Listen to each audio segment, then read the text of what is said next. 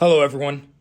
This presentation is about understanding where our livelihood comes from, and I'll start by introducing an Arabic word called rizq. Rizq translates to sustenance, provision, livelihood, or in other words, rizq is everything needed to sustain a living.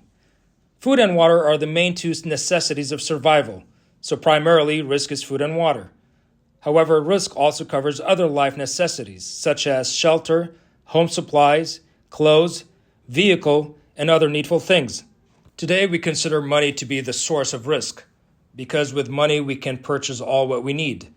However, in the Quran, God often refers to water as the source of rizq, and only by His command water falls from the sky.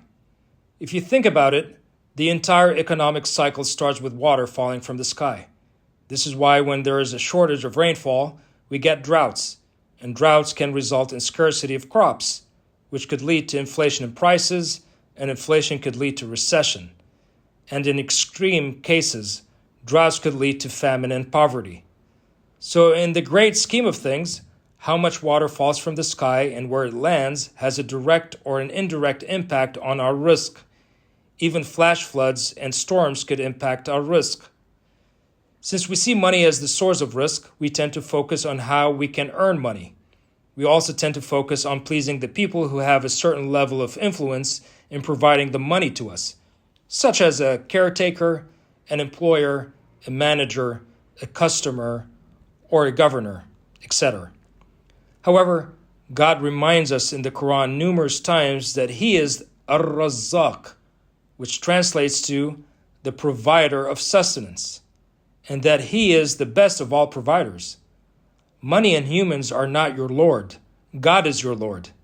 Yes, there might be people you depend on to provide you with rizq, but God is the ultimate provider, the ultimate enabler. Sadly, many people don't believe that. Or those who believe that tend to exhibit lack of faith when God puts them through a difficult situation. That's why when someone loses their job, you find them overwhelmed with anxiety and fear. They exhibit no trust in the idea that God is the one who ultimately holds the keys to their rizq, and they just need to be patient and trust God.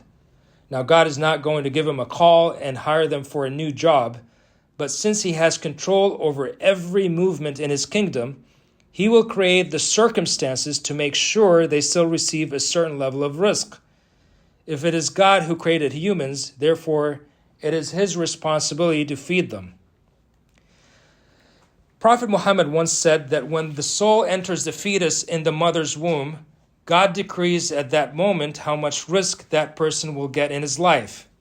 This means your rizq is predestined, so why worry so much? Nevertheless, I did find indications in the Quran and Hadith to believe that the rizq initially allocated to each person is not final. God could change the total allocation. And it is possible that the decreed rizq allocated at birth only covers the years leading up to puberty. After puberty, the allocation is based on performance as per God's guidelines.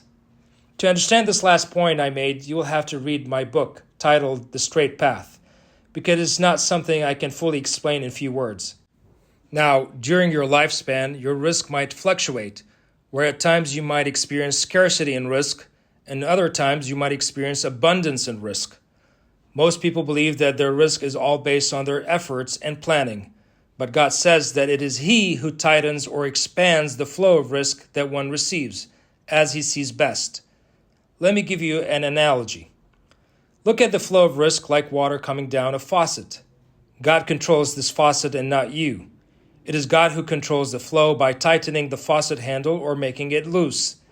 And I have concluded that God determines how much rizq you will receive each year on the night of decree, Laylatul Qadr in Arabic. This night is considered the most blessed night of the year, and it falls in the last third of the month of Ramadan. To give you another analogy, think of rizq as an amount of money God has put for you in a trust, and each year He determines the allowance or allocation you will receive from that trust.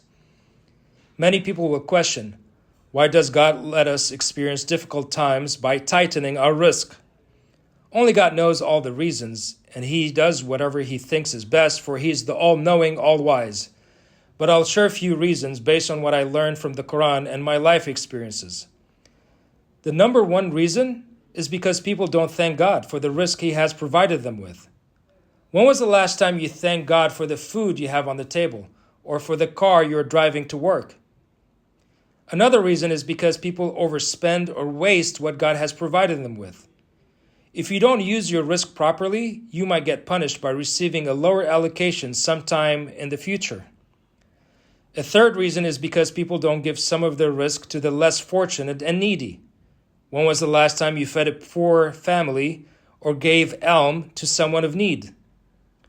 A fourth reason is to give people a chance to wake up from their heedlessness and return to God. Unfortunately, many people don't turn to God until they need a superior power to come to their aid. A fifth reason is to test people's faith and trust in God.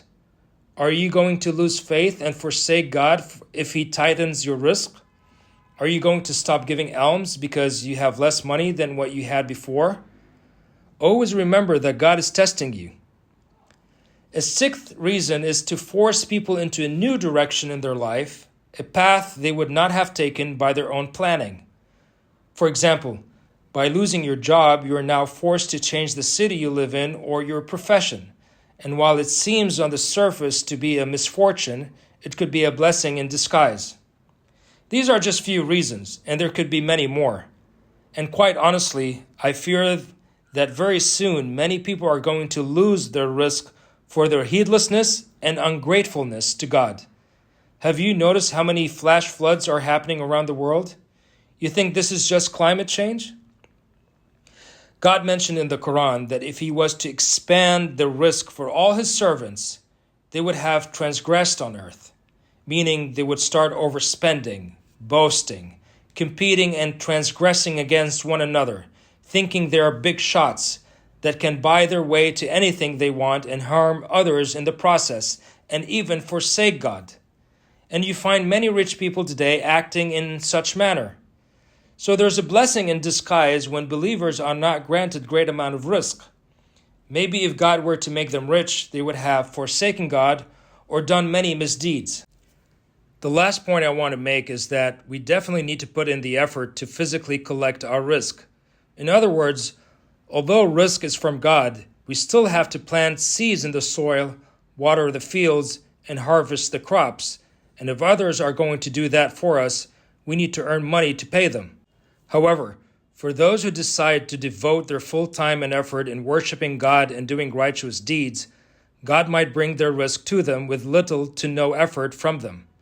A good example of this is Virgin Mary, where all her time and effort went into worshiping God and serving the temple. So God made sure her risk was brought to her without any effort from her. Now, this is an extreme case that not everyone can achieve, but it hinted to me that there is an inverse correlation between how hard you need to work to extract and collect your risk with how hard you are working in obeying and pleasing God. This correlation applies to believers only. For non-believers and wicked people who don't worship God, there are other considerations that I explain in my book. So this was a short summary about risk. I hope after this presentation you're more conscious of how your livelihood is in God's hands, Ar-Razzaq, and not in the hands of anyone else, and that there is a divine hidden system that people do not pay heed to.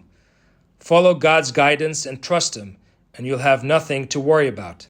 May God bless you with more risk that you consume and spend righteously.